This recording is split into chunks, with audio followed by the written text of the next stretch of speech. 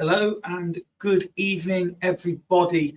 Welcome to the latest round of season 18 of the Super League. I hope you are well. I'm sorry it's not Martin. I'm sorry it's not the professional show that you're used to these days. But hey, I'm here and I'm keeping the game rolling. And I'm not here on my own. I've put the link if anyone wants to join into the manager's chat. You're more than welcome to come on screen, as one of you already has done, and I will introduce my co-commentator in just a moment. But tonight, as always, I want to supply some topics of conversation that you will completely ignore and not really get involved with, but they're there if you want them. Of course, we will be talking about all the action in the Super League. That is why we're here. But today, some topics of conversation have cropped up around something that I'm very passionate about, and that is food. So what I would like to know, I'm going to throw a couple of them out there so that you can tell me what you think, but also any similar type things that you do or that you have, throw them out there and let's all judge each other in the completely friendly way that it is intended. For example, earlier on today, I was having a conversation about the slight differences between a full English breakfast and an all-day breakfast. And the most controversial element was, would you have chips on either? My take on it is, wouldn't have it on a full English breakfast. If I'm having an all-day breakfast, it's generally lunchtime, in which case, throw the chips on there. I'm all for it. And then we were discussing having toad in the hole for tea tonight. And me being on my own and fairly lazy, I completely understood where the others were coming from. But I said, if I'm doing a toad in the hole, I'm just going to throw some beans on top of it. And the noses got turned up again. Oh no, you have to have peas and gravy. I understand the tradition. But when you're on your own, you don't need to go to that bother. Beans were absolutely fine. Let me know what you think. Alex, surely you're not questioning what toad in the hole is? Sausages cooked within a giant Yorkshire pudding? Come on, lad. And there is Ian Campbell as well. Good evening. As well as good evening to everyone who was already in the chat that I flashed the comments during the intro.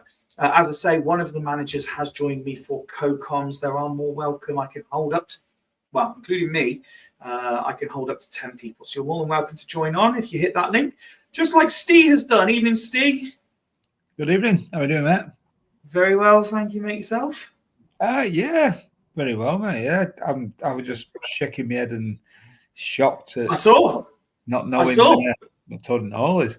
I'm fully in agreement about, obviously, as we both know, there were many years of me being on my own, and beans on something just easy to throw on there. But again, I would actually add the gravy as well. Gravy and beans is a little bit of a go-to of mine.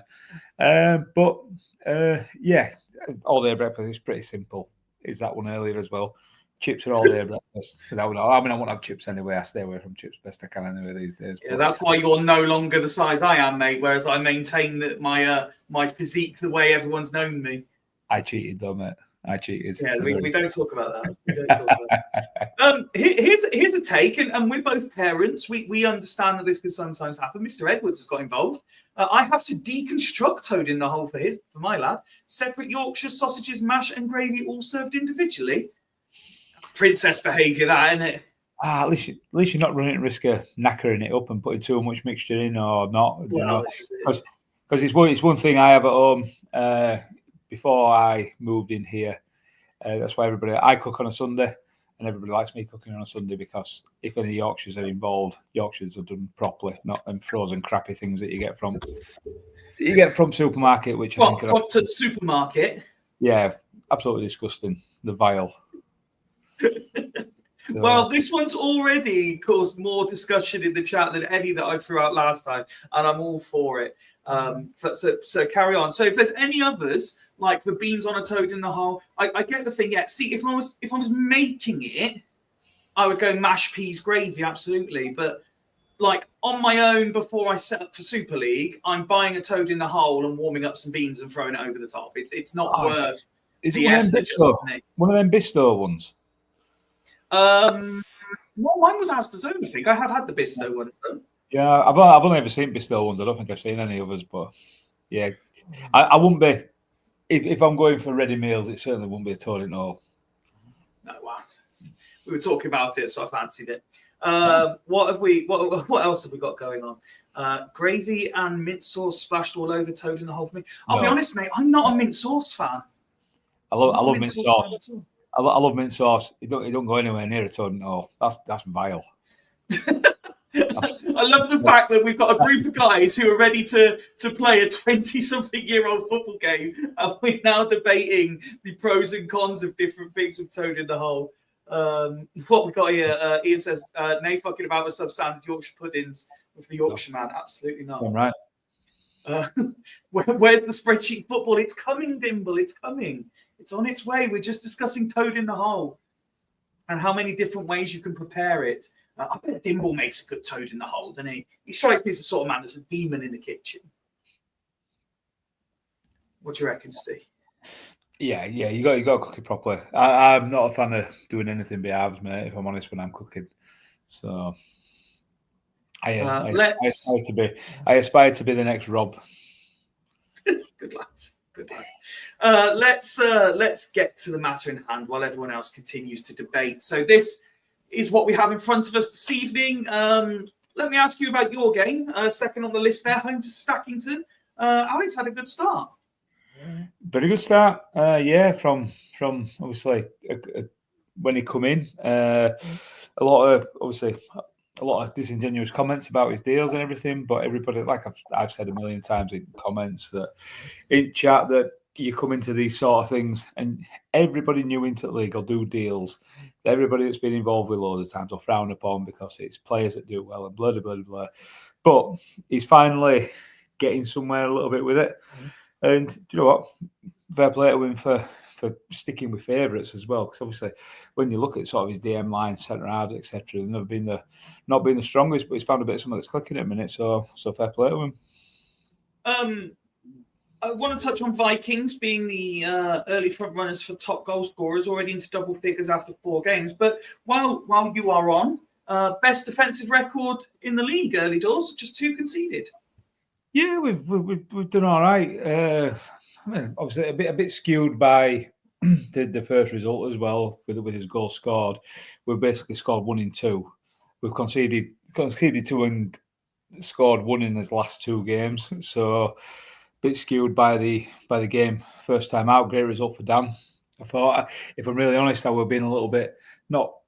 I actually thought we'd get a minimum of a draw at home against Fulchester, especially after the result we had first game, which anybody's down to believe. But Dan himself's had a strong start to the season as well. So these sides that have been preliminary, like hanging around bottom of the table last couple of seasons, have made a bit of a start. And I said, I take me off to Steve for turning round. But he took over the Vikings side, which should have been a champion side, let's be honest.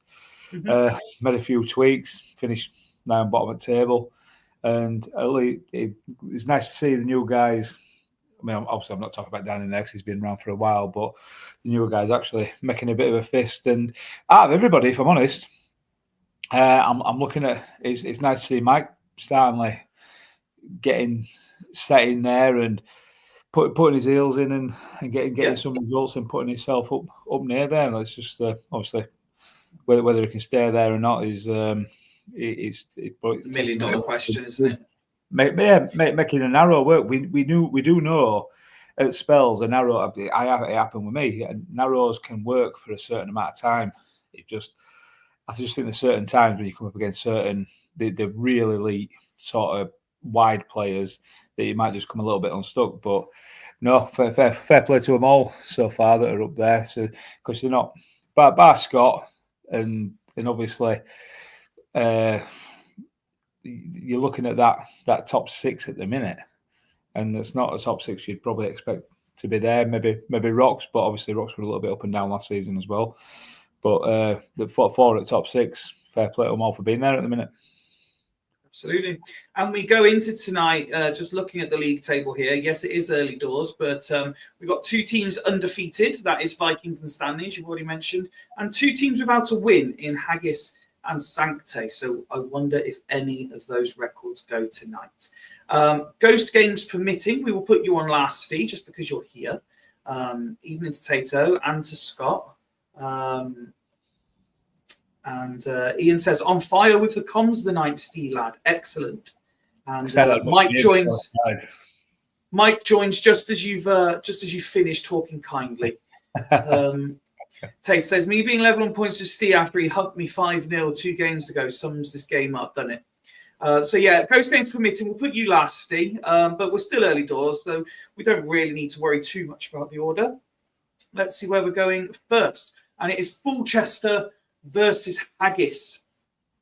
Kitchen Dan versus the indescribable, the incomparable Mr. Campbell. This is the team I have for Fulchester. Roy Keane will captain from the centre of midfield. Robbie Keane just in front of him. It's an interesting team, this, because you look at it and on paper, it's actually really strong. Oh, sorry. Yeah, I do think it's if he keeps his side being relatively consistent through the season, I think he's made a great fist of it. I think Michael Lamy, I think he's one of them that's he asked if he could go first after, but earlier in chat. Okay. But it looks really good there. He's one of them players that he again he's very good, but not many people have ever really used him in Super League. So it's good to see new players that they're not normally used getting a game. I do think his front 3 a little bit weak. I don't rate Robbie Keane as much as I've fallen in a trap with him a few times. Oli Sidibe, he's won an editor for playing in AMC, but so is Pavel Brozek, who does stuff. So is other players that play there and do all right. I just think that central 3 back there of Roy Keane, Michelini and Gattuso, as long as Gattuso can perform for him, he's got a solid base there. George Atlas, as we all know, is a top player, as always in Super League. Matarazzi and Ayala, 2 head cases at back. So as long as they don't do all that. So it's going to be fun to watch, isn't it? They're always in with a shout, and Sebastian Fraser, he's got to that point in his where he's coming into his own. So absolutely, he's I think he's doing really well with team he's got, and it'd be it'd be nice for them to get a bit of success on this side at World. Mr. Campbell has said that his side have been shaky and there is a formation change if this is as poor tonight. When you look at the team, you wonder how it can be. I mean, they've got arguably the best centre-back partnership in the division. They've got Jeremy's there holding the field line. In Balmer, they've got one of the best left-sided players available. And in Montella and Inzaghi, you don't get much better as a duo. Although, is it because most Super League teams play with a 1 now? No. Well, Ian obviously had his time where he only lost 2 games all season, playing a 2 up top, but playing this formation, but not with the 3 DMCs, but with 4 across middle of the season. He beat me in final when he won his star. I don't know. It's strange because obviously I hate playing Ian and Agis. There's just something about that text that you just feel like you're going to concede all the time. It's really weird. It's just on my sort of side. I don't know what everybody else thinks, but yeah, Balmer for me. I'm not his biggest fan. I'm a big fan. He has spikes have been good, then he has parts have been terrible. I mean, I was like say there, you look at his ratings, but would you take 6 assists in 30? But again, when he's playing wingers, with not many people get them level of sort of assists out of wingers unless it's Ryan Giggs in this.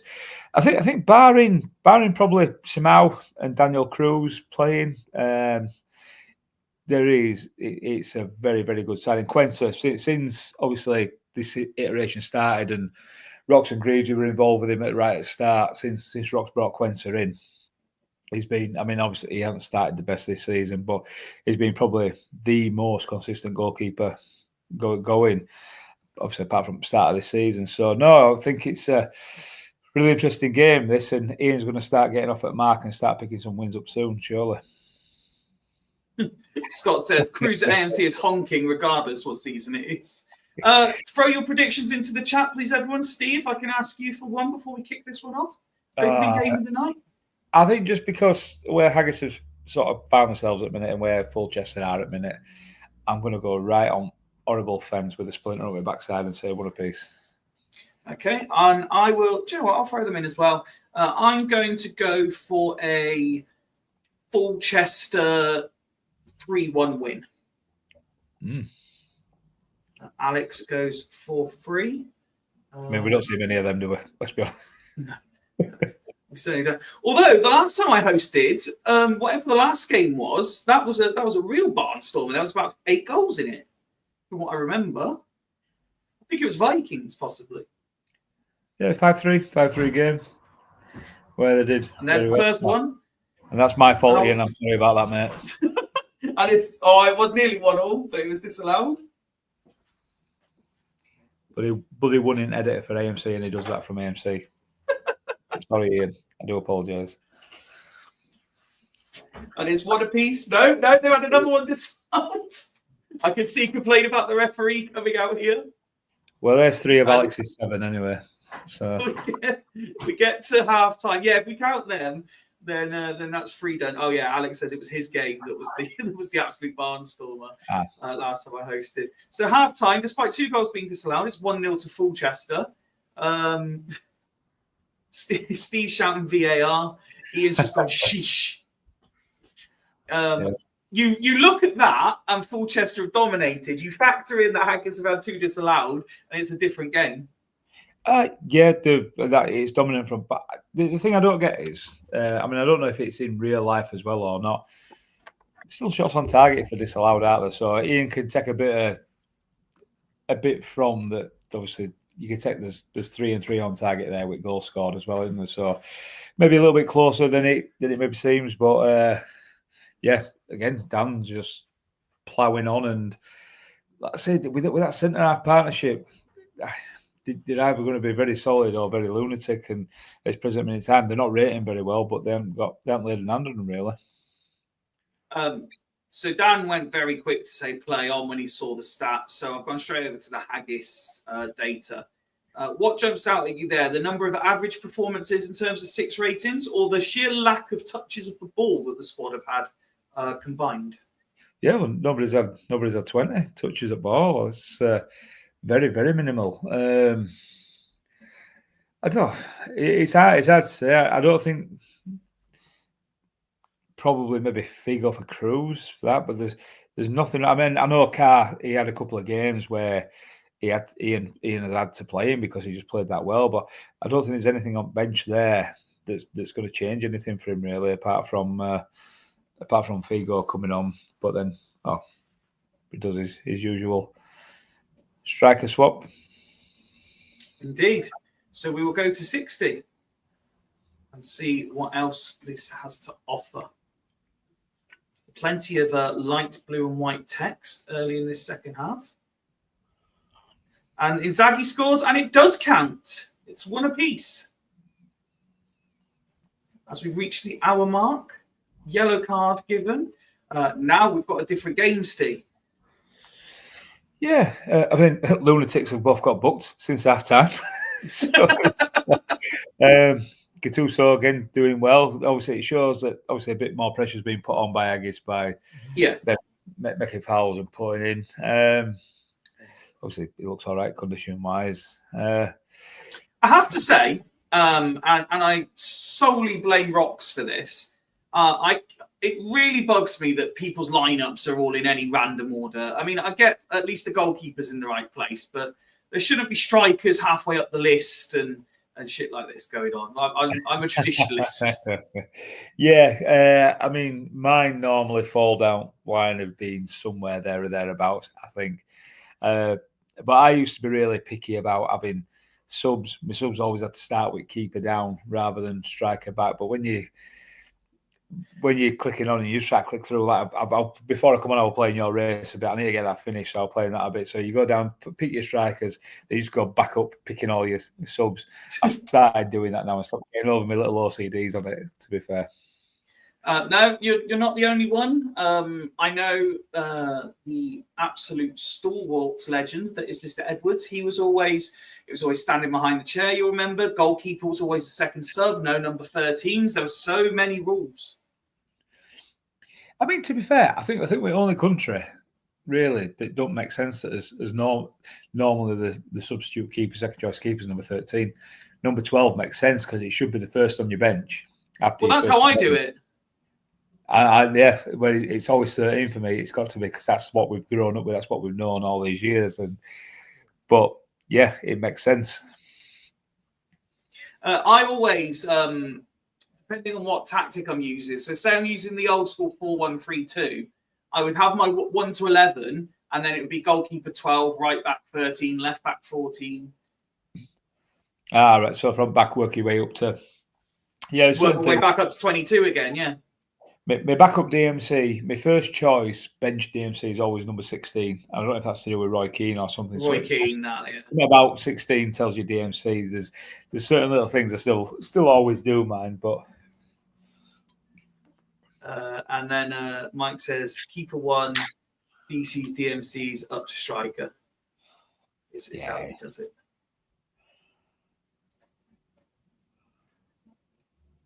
Dan says right side is even, left side is odd, surely. See, everyone's got their own little thing. They want a penalty, they don't get it. I mean, and Haggis take the lead. Oh, that's a third one disallowed. Jesus. I've never gone down line of being that picky about right and left sided, unless it's starters. Obviously. I'm going to slow this one down and then I'll highlight this. So Dan says right side even, left side odd, and then Mike says first 11 front to back, left to right. There's another yellow card, free kick to Fulchester, Jorgatos, 3 minutes being added on. Here's Robbie Keane, still Robbie Keane, Laney, I've done it. There's no way. No way. 3 goals Haggis have had disallowed, and it's Laney on 86 that may well have won it for the home side. And again, I apologise for Ian. I made a thing about there's something about this game. This game hears you. It's ridiculous. Oh, it's 3-1. Oh, that's bad as well. Yeah. It just says, "Well done, Dan, mate." Send me your address here. There's 12 roses on the way here, mate. Okay, now. What a start! So this was going to be my next one. So Ian says number 4 is a defensive midfielder, not a centre back. So again, I always say 4-5 are centre backs, 6 is DM. But people seem to go 5-6 are centre backs and 4 is DM, and I never really I get it now, but I never really understood it. It always ends up for me being, because obviously we all play 2 at back in the main now. It always ends up being probably 2 or 3 and 5 are my centre backs, depending on who I've got playing at wing back and who deserves usual number. But by the way, just looking at this, Haggis have absolutely battered Fulchester second half. Yeah, absolutely battered them. See, Alex there 5 and 3 centre back. Yeah, if it's a left side. Yeah, if it's the left side, it's Fabio Rustico, number 3, definitely. Players like that. But very even game. I think Ian's been very unlucky there. But very unlucky. But then 3 goals disallowed. So I've talked about Robbie Keane as well. I don't rate him, and he's got 2 assists. So he might need 24 red roses, let alone 12. I am sorry, Ian. I do. Look at Walter Samuel getting a 10 out of 10 man of the match performance at centre back, despite being booked and conceding 3. But when you got 9 tackles out of 10, 1 from 11, that's unbelievable. It really is, and that's again, that's the basis of where Ian's always strong. So I tried for Cannavaro sort of pre-season and stuff, but you can understand his reluctance to get rid of any of them. So right, I've seen it this time. So where is Sancte? Here we go. So we're going to East Coast versus Sancte next, and we're going with the Grimbo Derby tactic. Ian says changes incoming. I'm fascinated by this one because where I don't mind sort of mostly narrow with a little bit of width, and I think he's got 2 fantastic wing backs here, by the way. There's something about this that just doesn't quite sit right for me, but I can't quite put my finger on what it is. It's like all the parts look fine, but it's like I'm looking at that, and Tudor I would never really put as right centre back. Davis and Carrick are both perfectly capable on this game, but I would never see them as a Super League double act. And then, I mean, James is new, and Emre.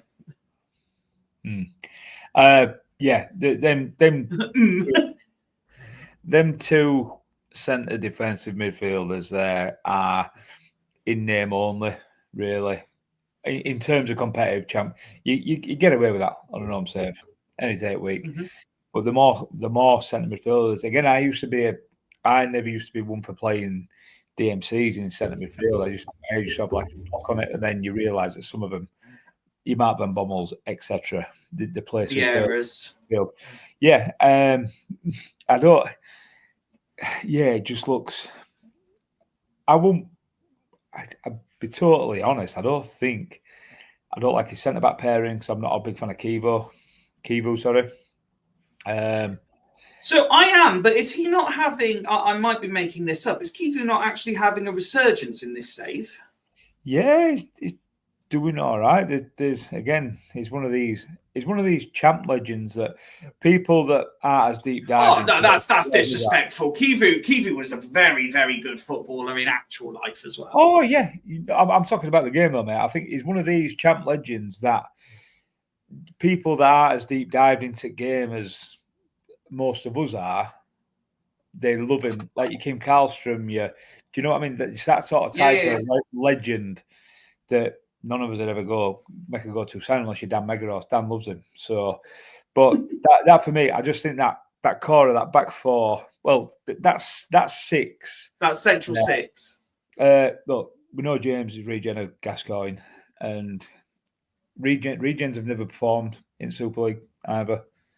So I just think, it's going to be another tough one. And East Coast being where they are in the league, again, like I said about Ian's side, there's going to come a point where they're just going to click massively back. And today might be it, unfortunately, for us.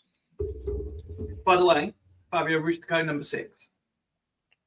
Yeah, well, that's Auto for you. Oh, actually, Auto normally gives him number 3. So unless he's come in and number 3 were taken, it doesn't, because he's right, left, centre. It normally gives him a full-back spot, does auto, but so. Kvelchuk. Well, even still, that must have been picked for Kowalczyk. Must three by Dimble. But no, I think look at that though. You're looking at that side of Ross's, and you're looking at that there. It's just it's chalk and cheese, isn't it? Massively, yeah. But it's funny things happen on this game, don't they? So as we all know, absolutely. Okay, good. No ghost game. Sancte wearing the sexy black and gold kit today. Let's get some predictions in the chat, please. Steve, what are you going to go with here? 3-goal win, 3-0, 4-1, but 3-3 in it. Unfortunately, okay. Sorry, Ross. I'm going to say. Wait, how has Dimble started at the moment? Where are they? 1 win, 2 defeats. Do you know what? I'm going to say Coast win 2-1. Will be my prediction. Get him back on this one off. And there's one very quickly. No, we've got another disallowed goal. Make it. And Crespo scores to give the away side the lead. I'm keeping quiet. I'm just going to wave. It's going to be one of them nights, Steve. Yeah. Thumbs up, thumbs down. Sancte are definitely winning this 4-0 now, aren't they? No, because there's Kvelchuk, his first of the season, celebrating with his number 3 jersey on. 1-1 at half-time. Sancte, 1 shot, 1 goal. Coast haven't been spectacular either, Steve. No, as they haven't been all season so far, but you're just expecting it to just, it will just click because the players he's got in the team are too good to be sat where they are at this present minute in time. Most people take a few of them players out of Coast's side and put them in their own sides. Everybody take 2 or 3 at least, I'd say, because obviously everybody's filtered differently. But yeah, you expect it, and it'd be interesting to see if Sancte can hold it out now they've let one in. One thing that jumps out at me here, and both managers should be concerned by the stat, tackles won, but Sancte less than 50%. On a game where everybody plays a lot of defensive players, you can't really. You're never going to win a game if it's not up in your 60% plus. You need to be in the game on this sort of thing. But yeah, that's solid, fun, spectacular performance from Coast side there, isn't it? First half. Yeah, we're just looking at the Coast side here. Dimble's saying we will roll to 60. Quick tick over to Sancte as well, who I've already seen in the chat, as is to 60 as well. There's not a great deal between them, is there? I mean, you were talking about touches at ball. Look at them Sancte touches at ball. My God. It's disgusting, isn't it? So what you got there? 21, 29, 34, 45, 65, 77, 81, 88, 94 touches at ball, 45 minutes of football between them all. That is... Chris James is good, big, great white hopes at ball 4 times. Yeah. Well, so you just counted, right? 90. You just counted 94 touches in the whole Sancte team. Robin's almost got a quarter of those on his own. Yeah, but it still feels quite low there as well. 45 minutes looking at that for his course as well. But yeah, it's a bit bonkers. Speaking of bonkers, I've booked tickets to go and see Dizzy Rascal next year. I've seen him live. I've seen him. Is he good? It was a lot of years ago. It was at Leeds Uni, and of course he was. And after this was obviously my taste when I were that sort of age and whatnot. After Dizzy Rascal, Tim Westwood were doing a set on. Of course he was. I used to love Tim Westwood. Tim Westwood. What a guy. Wow. I always remember, because I was massive as well, he signed me a ticket after, and he come up and he did his big Tim Westwood voice. He went, "Hey, big man, did you enjoy the show?" And his big silly voice that he does. I'm like, yeah, got a picture with him, signed me a ticket. Yeah, it was good. And does that picture of Tim Westwood still take pride of place on the mantelpiece? Oh, it's gone. I've grown out. It's long gone. The first Tim Westwood album that ever brought out, though, I still stand by it. It's one of my favourite albums ever. It's absolutely fine. The same as I'm sure no one would feel bad if you were to say that Jimmy Savile was one of your favourite TV presenters. Well, it's absolutely fine, mate. What we've got going on here? He's not. Is he? I don't know. Is that right or wrong? Is he? It's what? He hasn't been done for a bit of pedo, has he? What, Jimmy Savile? No, Tim Westwood. Oh, hell. I thought you were putting him in the same bracket. No, you're putting him in the same bracket. No.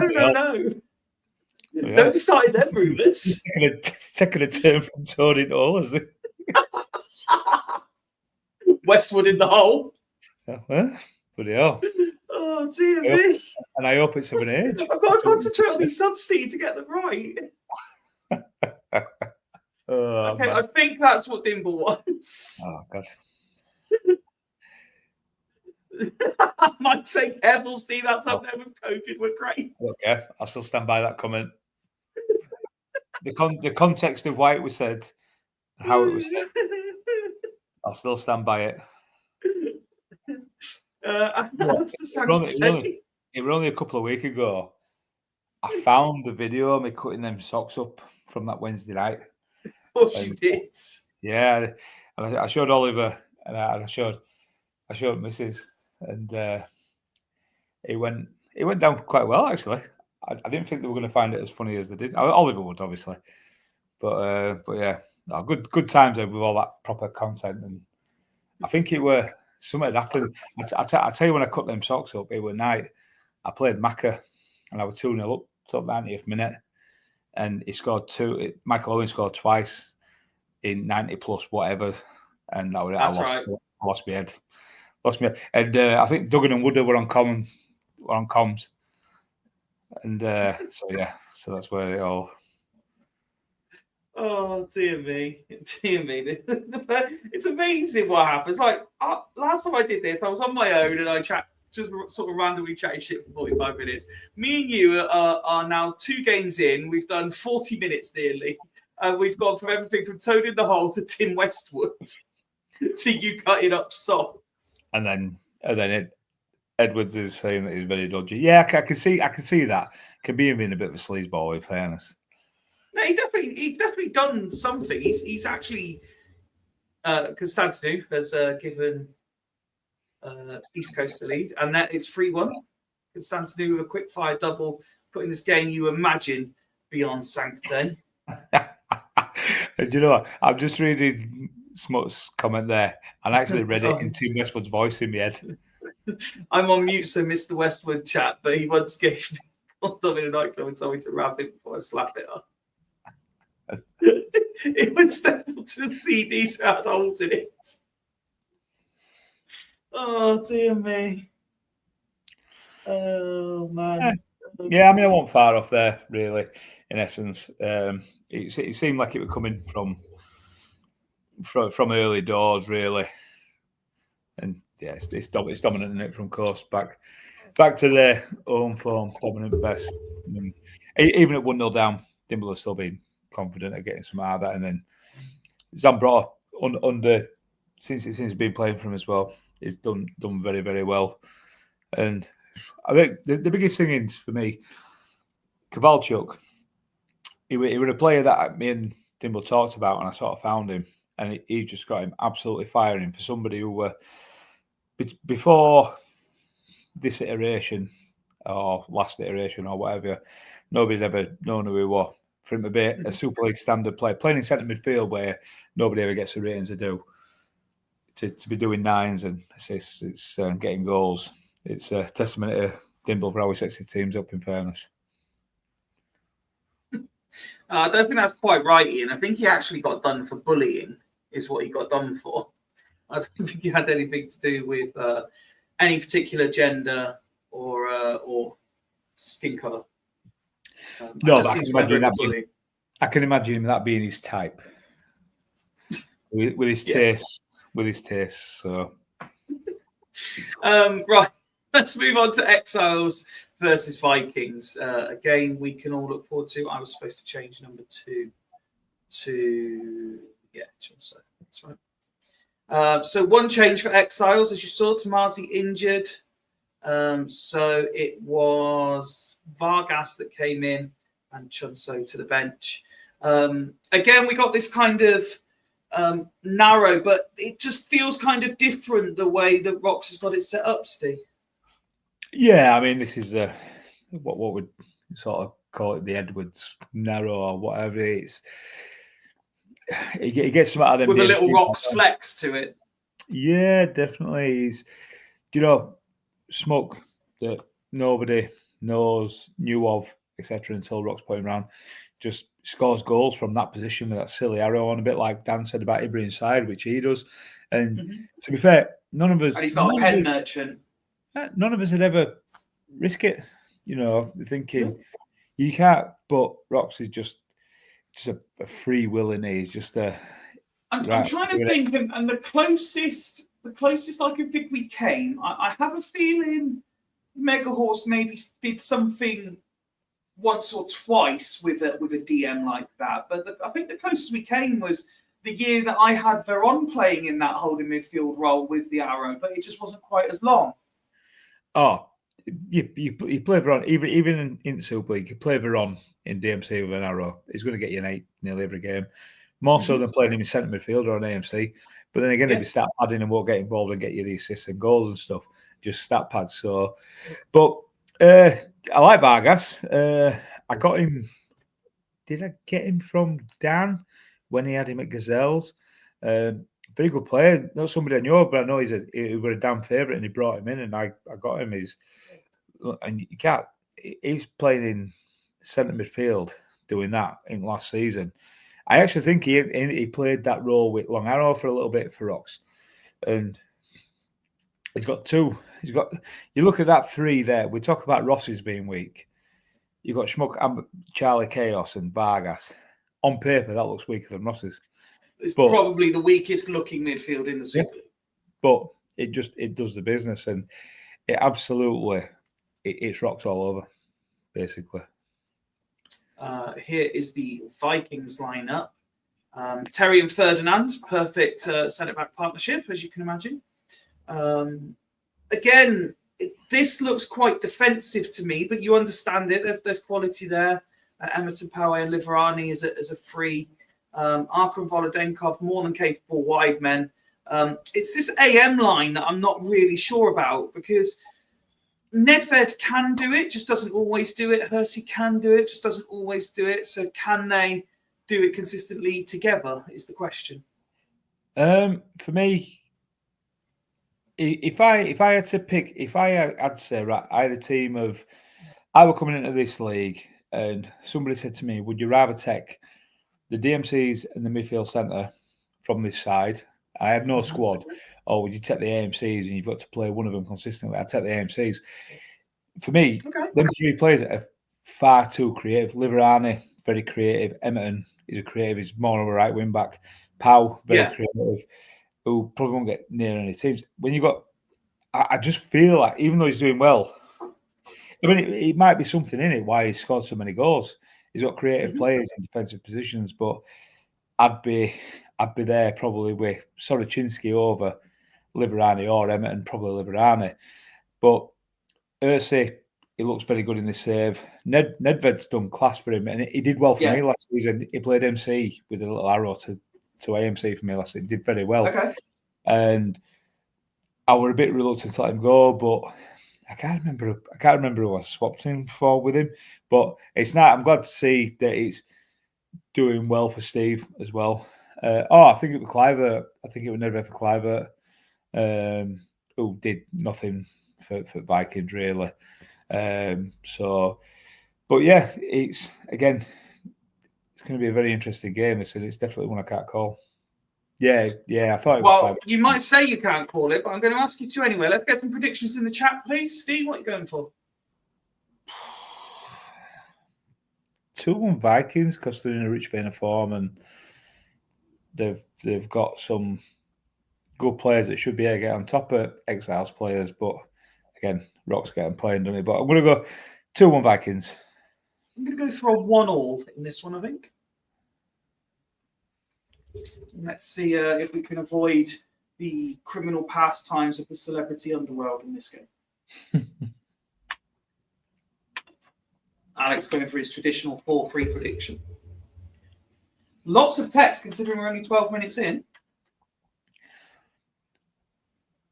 Well, speaking of underarm and celebrities, I have got no allegiance to any political side. I can't do with it. But these videos of Angela Rayner coming out rapping about buying houses for autistic kids and that, I don't know if anybody's seen them. They're absolutely fantastic. I think they're brilliant. No, I haven't seen these at all. Oh, it's AI. AI is going to be, honestly, it's going to kill the world, is AI. It really is. Exiles on the stroke of half time through Cassano make it 1-0, and Alex has seen this, yes. Yeah. I mean, the fact that she's bought an house from disability payments from her son, it's mental. It's mental. I completely agree, mate. Completely agree. Apparently, Slovakia are 2 up on Germany. There you go. Yeah. It's an interesting one. So, yes, Exiles take the lead, and statistically, Steve, they look like they've absolutely dominated. Yeah, there's no getting away from that. That's an extremely good half from Exiles. Probably going to be a bit tough back in split back in second half, I believe. But again, we see so much happening in this game and whatnot. But where? Oh yeah, he won't keep it again. Schmuck with assist. So. Yep. Yes. Well, we know Rox isn't here, so that was just a quick look. We'll leave this up for Steve for a bit to decide what he wants to do, try and sort this out. When you're having a look at that suspension, you're obviously familiar with the tactics. What are you thinking the right course of action here is? Yeah, I just think it's. Like I say, the M line for me. I mean, I don't like Voldenkov on right. Personally, I mean, he's got an 8. He's predominantly left-sided. Oh. Yeah, that's what I mean. They're not Sorochinsky in there for me, but I'll probably definitely bring an extra beer on for maybe Ursi, because when Nedved's on a 6, he's still got that little chance of doing a little bit of something for you. Maybe even Salas for Shevchenko, because Shevchenko's played for me. His front 3 have all played for me in this save, I believe. Plus Volodenkov, plus John Terry. I mean, I don't know. I always manage to scoop Dudley rejects. A lot of the players, every save, they all get churned out. But well, you enjoy a transfer, don't you, Steve? Yeah, I think Volodenko, Arca, Terry Shevchenko, Nedved Ursi, I think they all play for me during this save at some point. But with 5 seasons in, a lot of movement happened, especially when Martin's been generous enough to keep on the unlimited transfers thing, but there doesn't seem to be many about it. That's all, over years when there's been limits on it, people get excited for it. But when you've got limited, people get bored. Well, it's not getting bored. It's just but you get to a point where you're looking around people's teams and you think, there's nothing I see in your team that'd improve me in your own opinion in your own team, or you've got nothing you can lose because you brought players in that would warrant being able to offer to somebody else's team. So, I mean, I tell you what would be.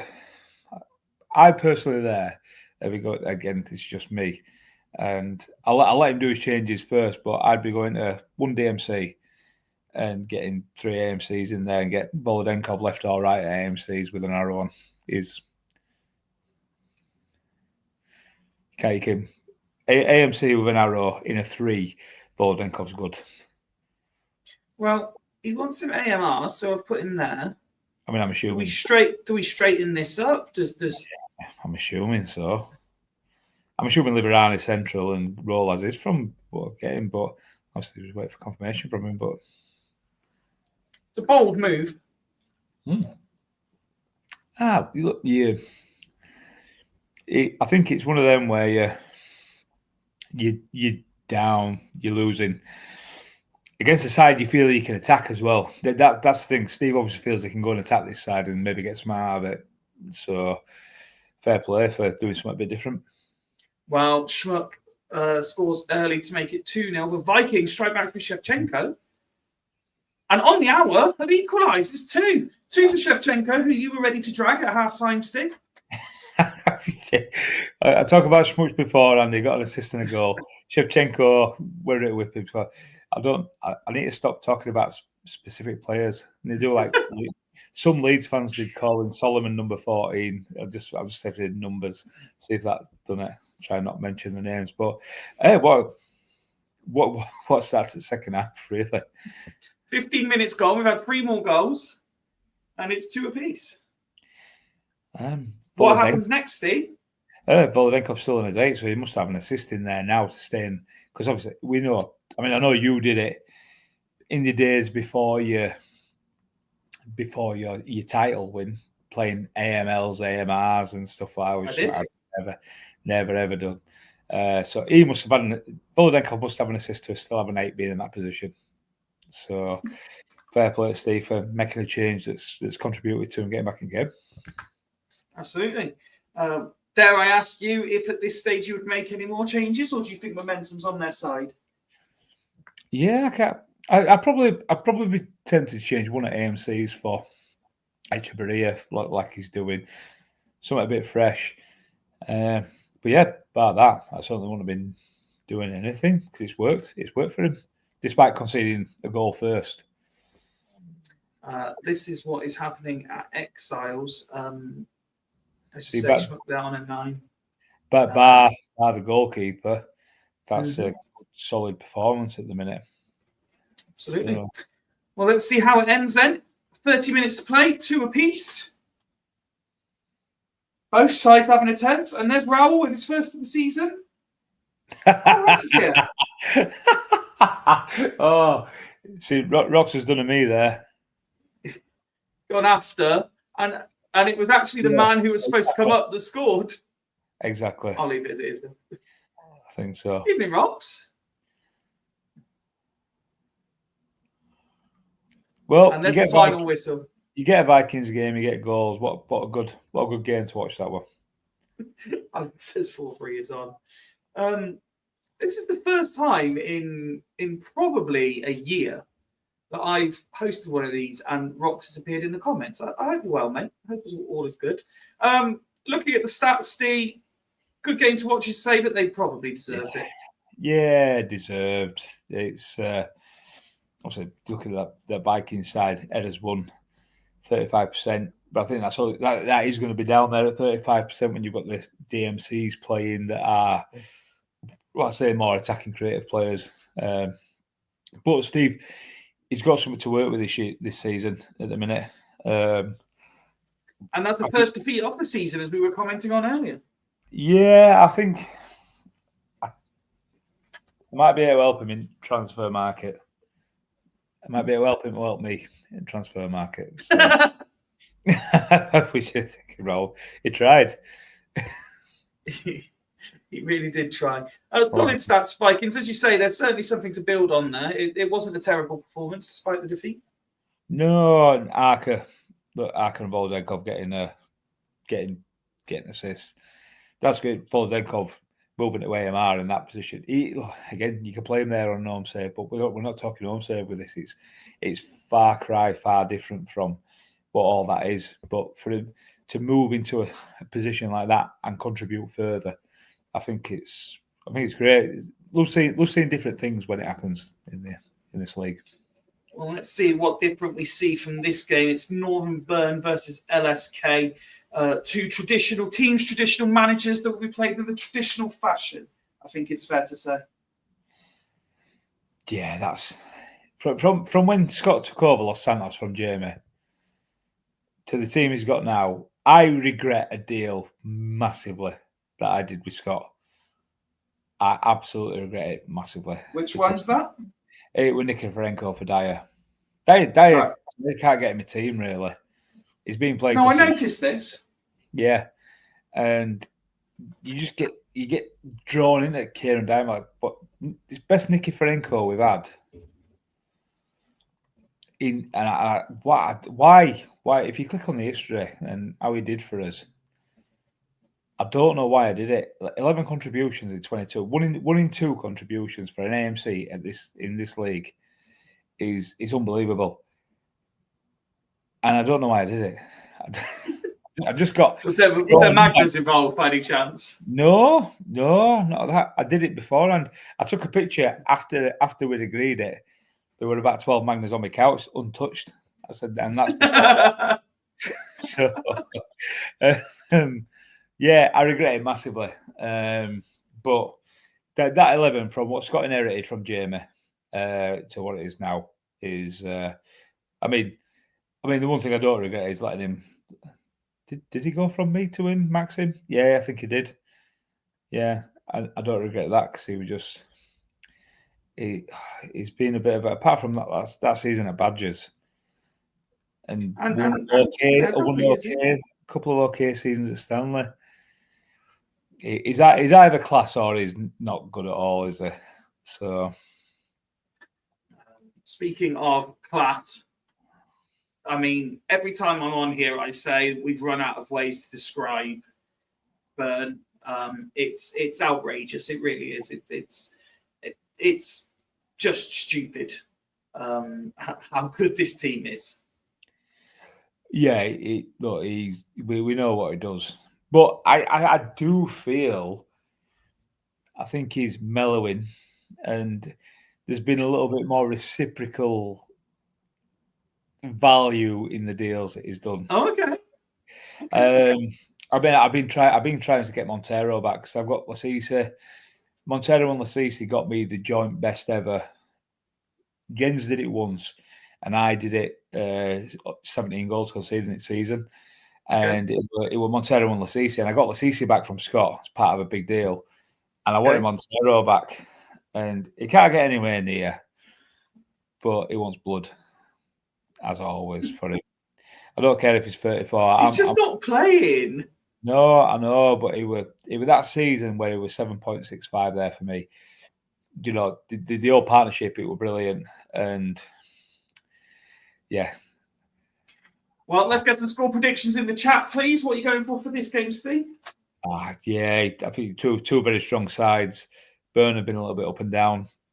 Scott's been pretty solid, so I'm going to have to really go for a one apiece. Okay, well, I'm going to go for. Do you know what? I'm going to back Scott here. I'm going to go for a 2-1 away win. And I think that's possibly the first time in 18 seasons of Super League I've gone against Ian. What, even at BTEC? Yeah, even at BTEC, yeah. It's just something about Mr. Edwards. I always wanted him to do well. Tato's noticed. Superco's Italian reincarnation referee.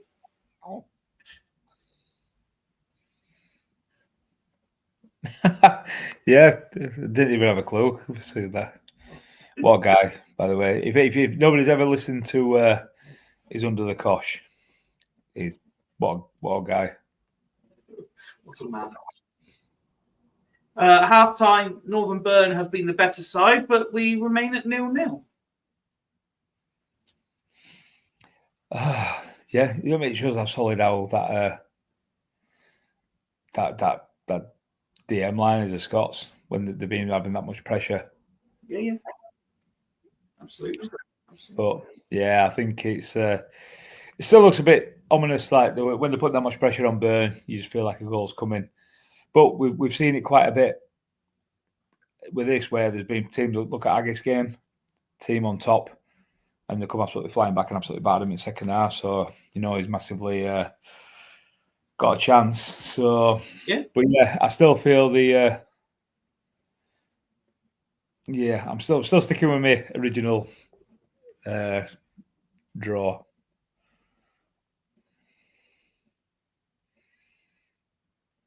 Okay, so we're moving 2 up top with Nikiforenko in support Tato referring to Edwards as a fraud.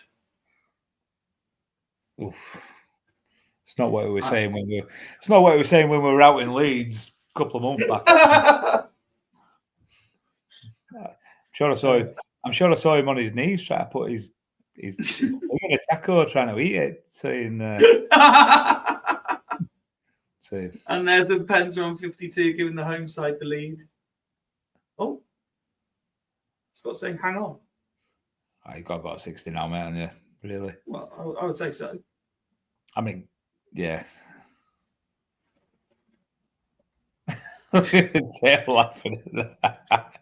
Hang on, after the Penza scored. Hang on. I'm just gonna go nip and grab another. Well, I'm gonna grab all four of them and my other beers. You go grab your beers. We've stop laughing, man. We've reached the hour mark. Here are the Northern Burn figures, and as we say, Penza has given. I did say before the restart. Here is LSK.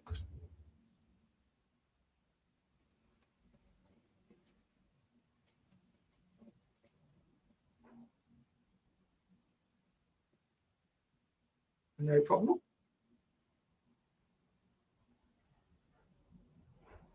We're just going to sit here and make sure all messages come through for Scott, so we can make sure everything is actioned. Back. Steve, I made a bold prediction the other day, just while we give Scott all the time he needs to send as many messages as he wants. I said that I believe of the 3 promoted sides, and I said this last time I hosted as well, Leeds will be fine, and it might be the other 2 that go down. Are you still holding any faith? Yeah, I think we're good enough from centre midfield backwards. Pascal Stroud has started the season for me. You take the Arsenal out of it. Look, Man City went to Arsenal and conceded 5-4 months ago, whenever it was back in the last season. Genuinely, I think we've signed enough in his defensive position, midfield position, new keeper to do it. We're lacking a bit up top, but I don't, and I'm not. Tato loves him, but what I'm seeing when Calvert-Lewin's on pitch is getting into positions that we haven't seen from a striker for a long time.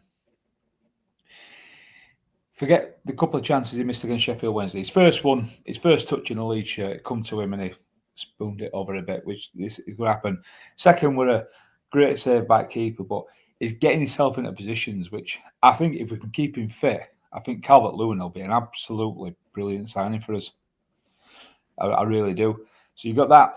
Yeah, it's just the keeping him fit part that's difficult. Well, that's it. I'm not sure on this Okafor. All these bloody Football Manager players, they reckon the scout players, but they get all those stats off Football Manager on Twitter, do me head in. Absolutely, or Tactico, Pillix, whatever they are. But I genuinely think we've enough. I think we need it, and everybody knew when Farker were asking for it. We need somebody who can filter between right wing, sort of creative, and right wing and 10. And I think that would finish us off all right. But yeah, I think we'll be all right. I actually think Sunderland will be all right as well. They've signed some really good players based on data. Like everybody's data driven now. Like Granit Xhaka. Well, yeah, I know, but that Diarra we were in for, so and so. I think Burnley will go. It's one apiece. Agahawa, this substitute, has done the job. And there's Nicky Franco that goes over the bar. But I feel like we've come into the Premier League in the season where if a side that's come up is going to stay up, it could be this because of, like, you look at Wolves, you look at West Ham, you're struggling. So Brentford, West Ham, who just smashed Forest up and down. Have they? Yeah, the other day. West Ham put 3 or 4 past them. Yeah, they scored some late goals, didn't they? Yeah, it's going to be a tough season. Alex asking what's keepers like is, look, we can't take it again. Oh, LSK won it. It's the man without the arrow, Petit. Late drama. Oh, it's not over yet. Oh, Amar. That's a full-time whistle. I think I said LSK to win. You did. Oof. Oof. And Ian will not like the look of that at all. But knowing Ian like I know him, They should have made those changes at half time, Scotty. Made a huge difference. I was laughing when he said 17 minutes after the game restarted. Yeah, I'm with Steve. Alex, that's what his keeper's like. It looks like he's got an unbelievable throw on him for a start. I think he's all right. He's a good shot stopper. He's got a bit of a presence about him. Obviously, it's all going to be pudding going along, isn't it? But yeah, I do think, and it's not me being biased, I think we'll be all right. But ask me in 10 games' time, and we'll see where we're at.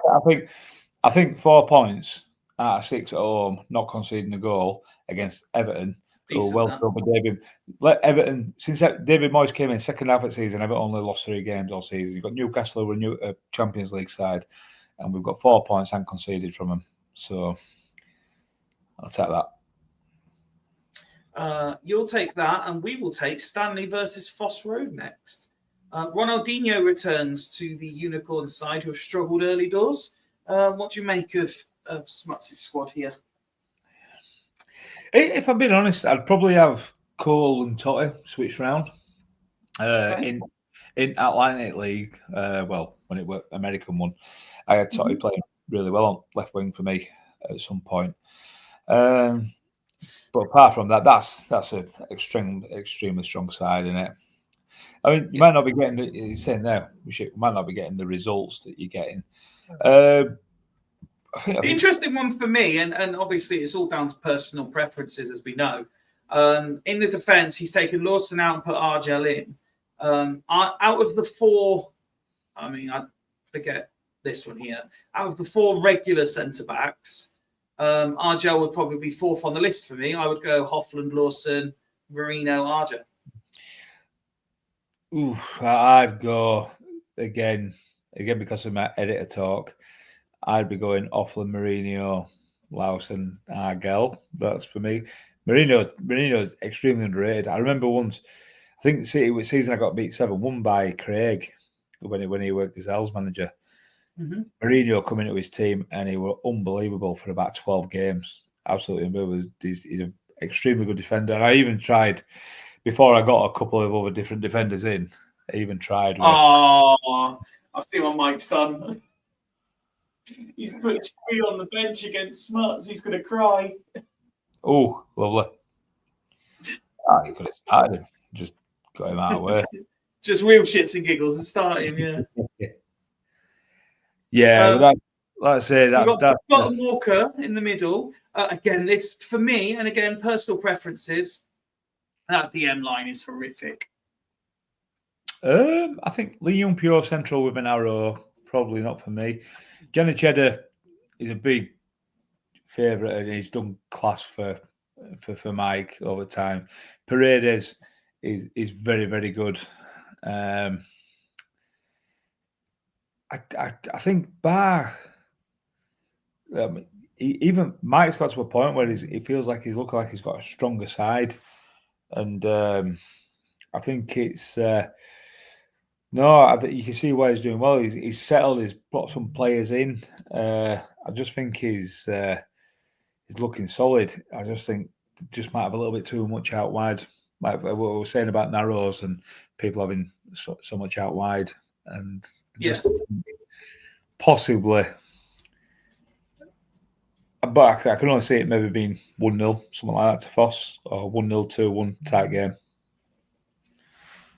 He wants 50, he gets 50.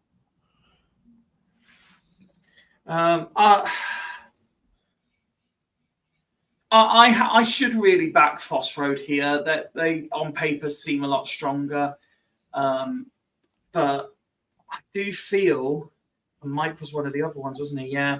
I don't think both unbeaten records go tonight. So I'm going to say 2-2.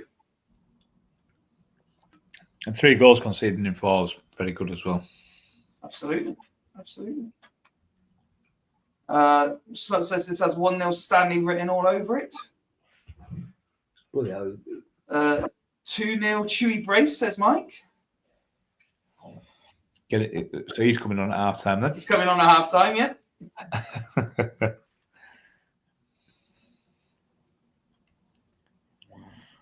Bit of text, but no real goal mouth action. As I say that, Van Nistelrooy puts the away side 1-0 up. So I'll deal with you once I finish doing this.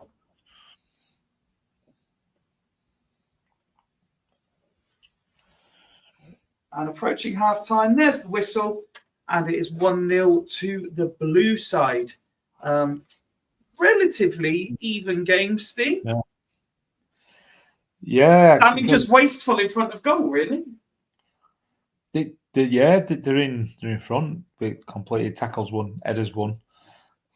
They're on top. No, well, like I say, I thought I could see a Phosphor sneaky one, but where's Brown doing? Where's Brown having a howler? But you can't. I don't know. I don't know what I do. Oh, Mark said, "You know what we need." I know exactly what we need. It's all Brown off, Chewy on, one at the back. Oh yeah, well that could well be. It could well be.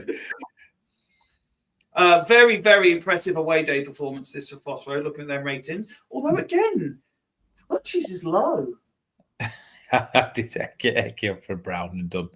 Yeah, and the thing is, I'm there saying I'd take Joe Cole off left wing, put him in central midfield for Totti on left, and then he's got an assist. So I apologise to Mike for that. It's like everything I'm talking about seems to be having little bits. I keep threatening not to talk about players, but you can't not, can you? Because it's what we do. What we do, yeah. 10 minutes go by with absolutely nothing happening. But Phosphor double their advantage. Ruud van Nistelrooy scores on 57, and it's almost free as we stop for a tactical break. Phosphor have finally turned up to the party, Steve. Yeah, I mean, I'm not the biggest fan of Esteban. Westerveld, actually, he ended up being class for Ian, didn't he, at Bern? And he did well for Mike for a while, but I think he's obviously let him down a little bit. Yeah, I mean, it's not an overly bad performance either, but it says a lot, though, and I think Mike needs to take a bit of heart from it. If you go back to ratings there, if you go back to Phosphor's ratings, mate, that's all right. I mean, I know he's gone as is. If you look at the ratings, they've basically got 3 7s out of their 11. All the rest are 8 and 9s. It's testimony where Mike's got his side set up that they're having to play that well to be that in front. So, and Alex saying in the chat, form is temporary, class is permanent. We are seeing changes. Del Piero off. Tree on. Move him up top. Central Makadovic. Let's try that again. Makadovic with an arrow. You're no problem at all, mate. No, the pineapple.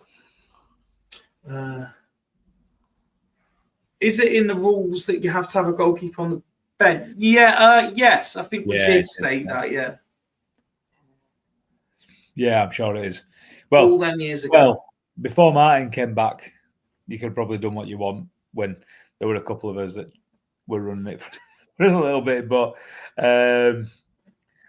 yeah, but you know, Martin's the most relaxed Martin we've ever seen. But I don't. He's even let us only have 2 goalkeepers in first team squad now, so he's really relaxed.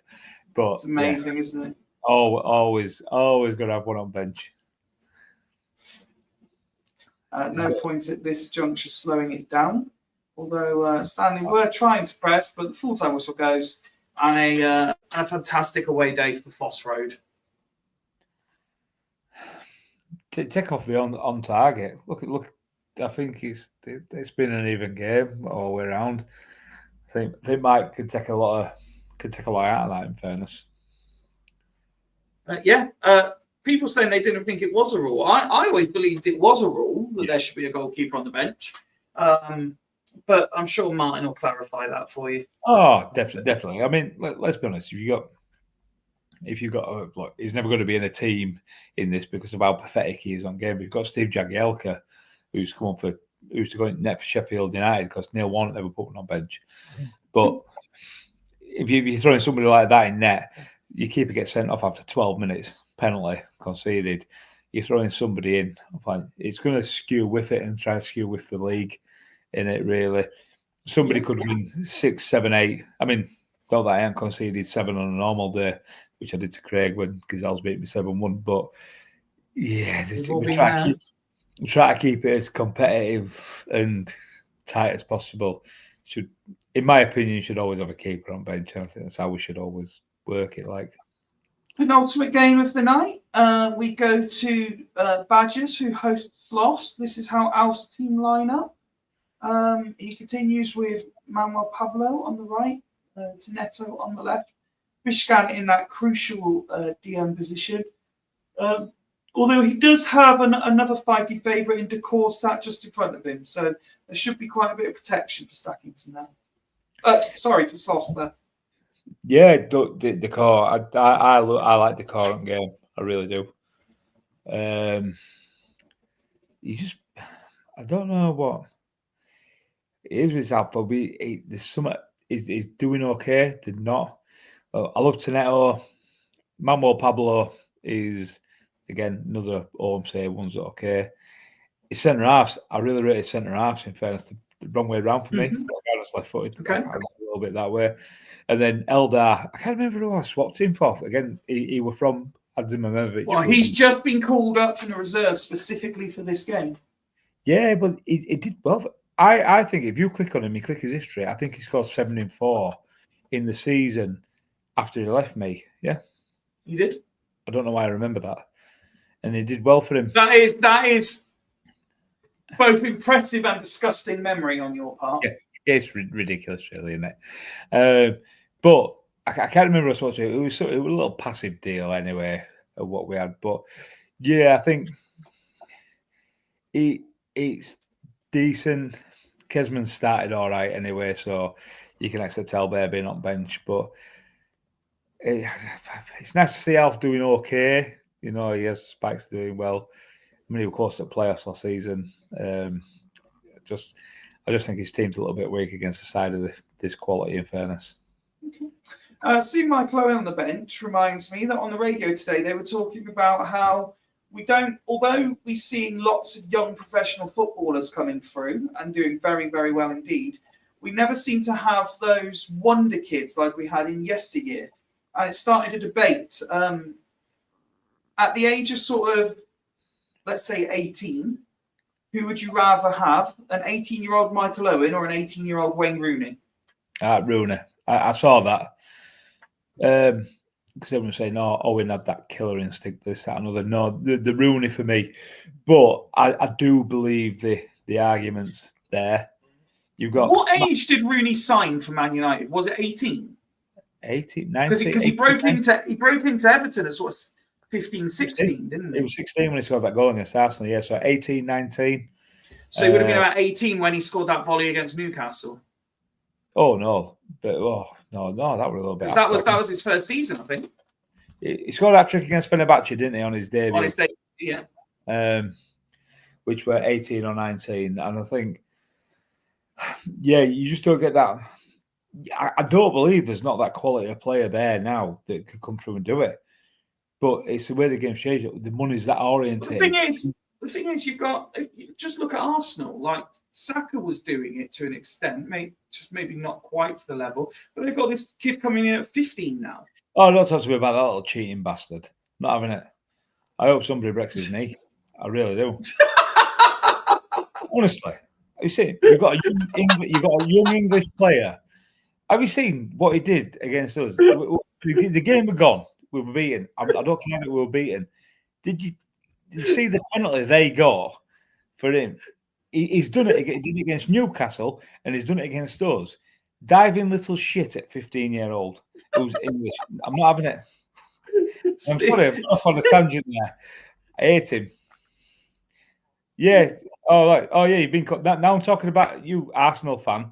Now I'm talking about Bax Dowman or Dowdome and being a cheating little prat. You're off. Yes, Alex. Yeah, him. Arsenal fans off now. I'm talking about him. Anyway, We've riled Steve up. have a good evening at work, Steve. Anyway. See, it's pathetic. Absolutely pathetic. I mean, to be fair. Touching down, that's what all the birds must do for me. Yeah, fair enough. But anyway, when I was that age, yes. Anyway. I had a bird that lost virginity to at his age, but he's playing in Premier League at 15. And wow, I'm going mad about a young kid here. It's wrong, isn't it? But you expect it from foreign players. That's all I'm saying. You don't. The thing is, Steve, what would you rather do at 15? Lose your virginity or play in the Premier League? I lose virginity, so that won't worry there. A score prediction, and then you can carry on your rant, please. He's been in Arsenal Academy. He's probably getting a first team shirt since he was about 12, so he probably lost it 3 years ago anyway. So it's moot point in it. I mean, we haven't even spoke about the Badgers team. We've just gone to the game. 3-1 Badgers. The boys are back. But yeah, I think it's wrong how young kids are diving like that. Young English kids are diving like that. I don't like it. Oh dear me. Clunge. Alex says, imagine the clunge you would get being a Premier League star. Clunge is a word, isn't it? Oh, to be fair, I'm not into using a lot of Darren Fletcher. Fyfie. Thierry. Sorry, I think Darren Fletcher went to lost from Badgers, by the way. He did indeed. He did, yeah. Yeah, clunges. Clunge is a horrible word, isn't it? It's very in between us, isn't it? Oh, I'm not. I'm probably at least. Oh, are you going to say you're not a fan? Oh, thank you. There's someone else. Oh, I always get criticised for saying I don't think it's funny. Oh, it's all right. It's in between us. Certain points. I think 2 points to go a little bit overboard, but I mean, yeah, I understand what we know, Alex. Relating to, yeah. I listened under Caution. They had this thing where they got loads of people emailing in about on Friday Club about names for it. I just don't think there's many now. Bar when people probably talk about the daughters, you don't want to talk about it in a bad way, so they talk about it in a nice way when they take them to doctors and stuff. There's no nice names that blokes say for a woman's lady parties. That's really so. There really isn't. Oh dear me! Yeah, Alex is doing his own version now. But well, I think Alf's not even here. I don't know what I'm saying. Alf's not here. I think funniest one I heard on under Kosh were tuna canoe. That tickled me. Tuna canoe. Yeah, it tickled me. Fuck's sake. And they also talk about one that said it looked like a badger with its throat cut as well. So, yeah. Must be. What is this show descended into? Martin is never going to let me host again. We've taken the good name of the Super League and run it through the mud. We've gone Tim Westwood, different words for female reproductive organs. You brought Jimmy Savile up. You accused Westwood of being a nonce. I didn't. I did. It's what you were saying, and somebody else said it. He likes young black women. Anyway. Oh, God. The prodigy's coming on, by the way. The halcyon days are back. Talking about fannies and pedos and Super League chats. Oh, man. I were actually, too young for him, Alex, for the change. Just for when Alf watches this back. Can I change the title of this episode live? Could you imagine Martin's reaction if he goes onto the Super League YouTube channel to watch this back, and the episode title is Fanny, Pedos, and Super League? And you've got Alex throwing various names for a ladies' party. Yes. I'm going to see if I can edit the title. It's quite disrespectful, I think, that some horrible names. Holland has scored now. It's been ruled out. Again, former Sloss player. Fletcher scores. Holland gets one disallowed. Do you know how to tell a pedo? Well, not now I'm 41, Alex. No, I don't. Don't try and get touched anymore. Don't ask for the punchline of this joke. Is it bad? I think I've heard it. Well, Smut's asking, was it 2 disallowed back to back? I don't think so. Oh, that were Ian. Holland scored, but it was ruled out, and then it went to a free kick. No. I wouldn't. Wooden dashboard in his car. Pedo would. That's gone over my head as that. That's gone over my head as that. Pedo. Oh, fuck off, Alex. Pedo would. Is that Tim Westwood? Is that a... I don't know. No. It's got nothing to do with Tim Westwood. Let's get back to what we're supposed to be doing. I mean, I'm assuming... Edgar David's got man of the match in this game. Lots of touches. Bad just spread the ball around. They were all getting involved. Well, considering where conversation's gone up, all them touches were in right places and not wrong ones. Fuck's sake. What are you accusing the Badgers team of doing now? No. Well, Edgar Davids can see a lot through them goggles, can't he? So. Fuck's sake, we need to wrap this up. Yeah, no, let's get off. Average from Sloths. Yeah.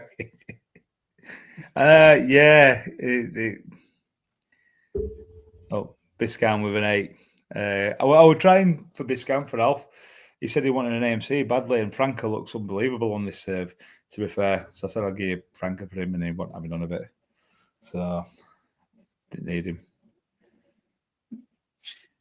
Right, we come to the final game of the night, and it is your Dudley Hill side, and you host Alex's Stackington. Alex hasn't learned his lesson yet. I've told him umpteen times that Etu is better as a striker, but he continues to persist with him in attacking midfield. It is worth noting, not that I'm giving people excuses, but he is without 4 first-team players for this game. And I think he's even had to maybe exchange some reserves for first-team players because of injury crisis within the club. Francis Jeffers, of all people, making the bench. I'm undecided on the DM line because he's got one of my absolute favourites in there with 2 bang average players. Rivaldo can be fantastic on the left wing. I'm not sold on Gronkia on the right wing. And as I say, Etu should be further forward. It's decent, and it's certainly not the worst Stackington team ever put out, but there's still room for improvement, in my opinion, Steve. Yeah, I mean, Balde were class for Macca at Fulchester. Viale, once you get a couple of seasons in, his stats have gone. Again, I tried with Alex for Viale. I think he hasn't got a real top line class defender in. But you've got that level of your Cannavaros, your Stams, etc. Then you've got your next level down, which is like probably your Rusty Cores and stuff. Viale in that season 1, but by season 2, 3, he comes into his own in that. So I understand his reluctance to let him go. I'll be honest, I look at this side and I feel I should be winning this by 2, 3, 4 goals. But obviously the game don't work like that.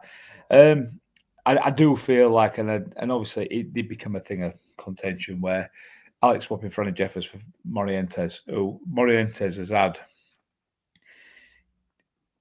consistent goals in the Super League. And Franny Jeffers looks amazing in this out of league that Scott brought him in for. He looks brilliant. But never had a run though, has he? No. No, well, that's it. You never know until he gets a run, but you're always going to go down line of, and Elka's started season well, so he's not going to, when you play one up top, he's not really going to get a go, is he? So, yeah, it's an interesting one, but I don't feel like the team is overly strong, but who am I to argue when they're above me at the table? So for you, I'm going to try and get this right. Vogel comes in. Dyer drops out, Zanoni moves forward. I think basically how we take the arrow off. Basically what you've done. Yeah, I took the arrow off that Dyer had on. Because Zanoni last season, if you look at his stats last season for Los Santos in centre midfield, that 9 contributions from 26 games from a central midfield. He played centre midfield all season. He can play right. He can play right side of midfield, right side of DMR. But to get 9 contributions in 26 for a central midfield player, it's not normally known, really, in Super League. And he's one of my favourite players on the game. And I'm chuffed I got him back, but just without the arrow, because I don't think he's a forward-running player. Okay. So you say you feel you should win this comfortably. So I feel in the interest of balance, I'm going to back Stackington to not lose. I won't say win, I'll just say not lose. Me too. Let's kick this off. Absolutely nothing happened in the first 13 minutes of the game. Seen Samuel Eto'o's name getting involved. Bicycle kick from Collins goes wide. And Dudley Hill take the lead from Patrick Fyfie on 23. Yellow card, I believe that was for Lucio. As Dudley Hill looked to double their advantage before the break. And as one cannons off the bar, all the chances fall into the home side. How they're not 2 up, I don't know. But there's the halftime whistle. Steve, without even clicking on the stats, how are you not more further ahead? We've probably not had as many chances as it seemed. It always happens as this. I reckon. We have. I was going to say 4 and 2 on target, but yeah. No, it's 7 and 4 on target. That's fair from Alex saying he don't like Morientes. That's fair enough. I totally get it. But yeah, it's been all right so far. And quick look at your stats then before we look at Stackington. We saw Lucia go in the book early in that game, but he's got quite a level head. He's not one that you're automatically assuming is going to get sent off. No, I think I'll go till 60, mate, please. I just don't like, for some reason, I don't like the fact, even if you only scored 1, I don't like not having an assist. So it means you're having to dig it out and score out of nothing. Okay. Alex just going with Swap Voigt and Guigu. No problem at all. That's a lot of 6s there, by the way. I mean, Campbell swapping his strikers and Alex is swapping his DMCs. It's utter woke nonsense is what it is, Steve. Well. Approaching the hour. No change to scoreline. It's Eto'o! Samuel Eto'o from attacking midfield. It's his first of the season to level things up. Nice. Just as you open that new can, Steve. Yep, he's got 20 for AMC. And it was Collins 76.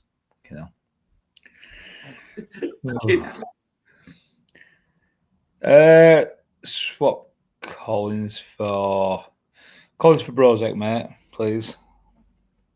Okay. And then put him right at 2 strikers, centralise Ortega and put the Laro on him, please, mate, if that's all right.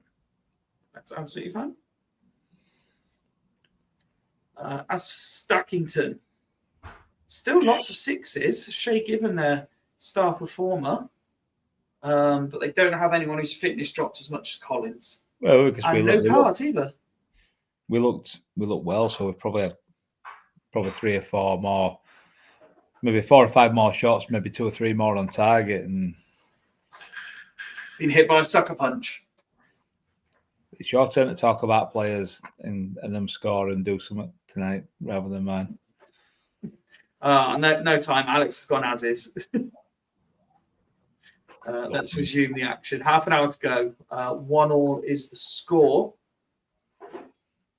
Still very heavy towards the home side. And there is the substitute This is why Steve is paid the big bucks to make decisions like this. What a signing he's been so far, honestly.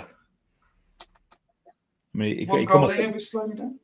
He come off a bench when we beat Badgers and scored 2. Had about 5 shots, 5 on target in about 20 minutes. He come on at 60 minutes. He's at that point where he's doing well. We're into the final 10 minutes. You still hold a 1 goal advantage. How comfortable are you feeling, Steve? Oh, wait, you should be feeling very comfortable. No, it's been ruled off. For about the 7th time tonight, we've had a goal disallowed. Into the final 5, and here come the away side. Alka, Balde. And Alka gets out to Gronkyar. But here come Dudley, and it's Carlos offside Cafu. Not quite into injury time. Rivaldo. Anelka. Headman with a save. And there's Anelka from the free corner as well. Private over the bar on the counter attack. And the full-time whistle goes. You survive, Steve, and you claim a massive 3 points. Yeah, probably deserved on the face of that. Well played, Alex, mate. It was a nervy ending, though, wasn't it? Yeah, pretty much so. But that formation I finished with, barring the arrows on the DMR is what I played when I won it. But if you just look at Brozet, mate, and how he started this season, I just think if he scored a couple and his ratings, and that's Question is, Steve, why is he on the bench? Yeah, so that's now 3 and 4 substitute appearances, and he's got 8.33 before that 8. So it might have to be a little bit of a tweak formation and start him and Clever together and go back to the old side that won. But it'd have been a little bit unnerving if that had finished like that. We're stacking in and we hadn't got a result. But Kaladze with his 9 determination, getting man at match. No wonder Ian wanted rid of him. But here are the classifieds for tonight. We have Badgers 1, Sloths 1, Dudley Hill 2, Stackington 1. We've just watched East Coast 3, Sancte 1, Exiles 3, Vikings 2, Fulchester 3, Haggis 1. In a night full of goals in the Super League, Northern Burn 1, LSK 2, and Stanley, the only team not to score tonight as they lose 2-0 at home to Foss Road. That leaves the table looking like this. Fulchester played 5, 12 points. Exiles played 5, 10 points. LSK played 5, 10 points. The rest of the playoffs made up in the early goings with Vikings 8 from 5 games, Stanley 8 from 5 games, and Steve's Dudley Hill climb into the playoffs, played for 7 points. From the bottom of the table, still winless are Sancte and Haggis. They're both on a point each in 14th and 13th. Northern Burn got 4 points from 4 games. Badgers, 5 points from 5 games. Sloths, 5 points from 5 games. And then 9, 8, 7 reads Foss Road, Stackington, and East Coast, all 6 points. Foss have played 5, East Coast and Stackington 4. Fixtures next time out is a full card again. When is the this must be it, yeah. We've got a full card in a midweek set of fixtures. That's not it on that next one, mate, because I'm not playing on that. Okay. I missed there's another one coming. Yeah, I think another one there as well, yeah. That's the one. So you've got a full midweek set of fixtures, and not that it should matter too much, but just note there's just 3 days separating tonight's games from these. Then you get a random mixed bag of fixtures, only 5, for a full set again, and then some makeup fixtures coming up as well. The fixtures will come thick and fast. I'm not sure when Martin's planning the next one. But she'll have this. I think next Thursday. He said his next show would be next Thursday, mate. So it would be. So if you just want to, throw another one in there. Do a bit for humanity between now and then. That'd be fantastic. Let me check with the boss, and let's go with Never Say Never. I think you can't ask for any further than that. Alex is asking for a Sunday show. If I do, it would have to be early. Well, that's so, mate, because obviously All Stars are on, and I know I'm involved in that. They're 9 o'clock, 9:30, 9 on a Sunday. Saturday show. Oh. Friday show. No, there's no Friday show because I have Fools tomorrow. The reason Sunday would have to be early is because I present the other show now, and that's at 7. So I tell you what, though, let's say there's potential for a Saturday or Sunday show, and I will chat to the boss and see what he thinks. I tell you what, I'm really happy with there though. Looking at the goals, Brozek's come off the bench every single game this season, and he's got 3 out of the 4 games for us. Clivert's got 4 in 4, but that's off the benches, Brozek, and I think that's 3 out of 4 is mad. So it might have to be what about Amanda's show? What? So that's a reference to something that you won't know about. He's trying to talk to one of his single lady friends about taking a chance on a fat balding guy in his mid-30s. Ah, right. Okay. Am I right? Am I wrong? Wasn't your ex Mrs. called Amanda? Yeah, she was also called Amanda. Something that Smuts has pointed out to Alex before. Yeah. Yeah. I thought so. Tell you what, though, without wishing to follow the trend of being the chauvinistic males using words like clunge and beef curtains, his friend Amanda, from what little I know of her, she is fire, like outrageously good looking. And is he trying his best to? He's wingmanning the shit out of it. I'll be fair to him. He's trying his absolute best. Well, the one thing, 100% shot target. I've never seen. Sorry, you want me to go back to that one? I've just never seen that in 4 or 5 games. Yeah, it's very impressive. That is unbelievable. Look, people who know you know exactly what you could offer to somebody. That's exactly. Yeah, I've got a keen knack of being able to stream for League 2 football clubs and 20-year-old football games. Which, by the way, not that any of you will be remotely interested, but if you have absolutely nothing to do tomorrow night, yeah, this is the problem. Alex has sent her a picture of me, and now she's career driven. It's fine. Yeah, if you guys have absolutely nothing to do at all tomorrow night, it's Thursday, isn't it? Yeah. Then Fools rush in tomorrow, 9 o'clock, all the usual places. I have a big announcement, which I'm very excited about. So if you've got nothing better to do, then jump on just for the start of the show and find out why I'm so excited. But Steve, thank you very much for your time tonight. Any final words from you?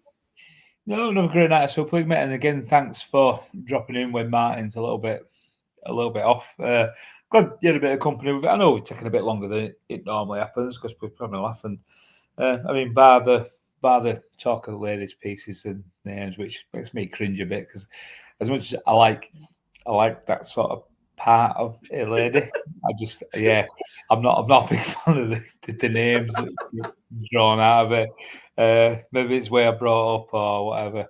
But no, honestly, it's been good speaking to you again, mate. And good, yeah, always a pleasure, mate. Always a good laugh. And to everyone else in the chat, go on, mate. Sorry. I'm just saying, I'm hoping in 10 years' time we're all still a set of 50-odd-year-olds rather than 40, apart from you. 10 years' time, I'll be 45. Oh, yeah, I'll be 51. So there you go. What's 6 years between friends? So, but yeah, no, I'm hoping we're still all doing this like later down the line. It's too far gone to stop now. So not quite. Not too far. Can't wait till we're all dividends and some of us are on getting on comms with what things called that the walk with. Zimmer frame, yeah, walking with Zimmer frames. And on that joyful note, Scott being late to do his changes will be even further back then, won't he? Hang on a minute, I'm coming back from the kitchen. Scott's trying to sync up his Stephen Hawking board. Changes for him. we can't wait 15 minutes, Scott. Come on, it's got. And on that very cheerful note, thank you to everyone for watching along and for those who got involved in the chat. It's always a pleasure to host this great show. And yes, never say never. I might throw another one in before the boss comes back if he's going to be gone for a week or so. But from me and from Steve, have a very good night. Until next time.